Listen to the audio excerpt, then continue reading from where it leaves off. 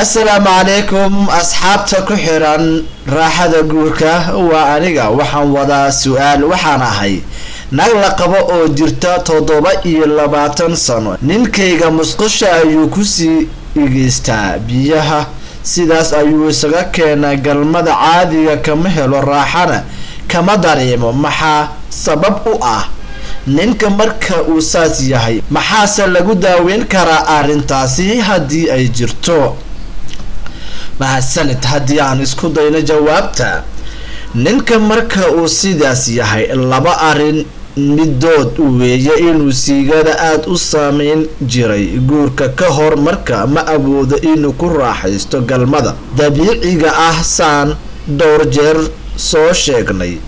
maqaarka calaacasha gacanta waa adag yahay marka loo eego xubinta baruurta xubinta dumarka ninka marka uu u barto wax adag oo geedkiisa celinaya wax dabacsan lama qabsan karo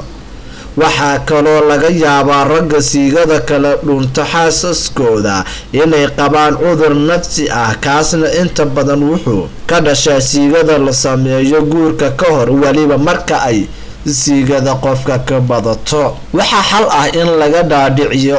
raaxada ninka waxay ku jirtaa galmada raaxada xataa adiga waxa laga rabaa inaad ku dhahdo anaa ku siigeynayo si aad aayar ugu soo jiido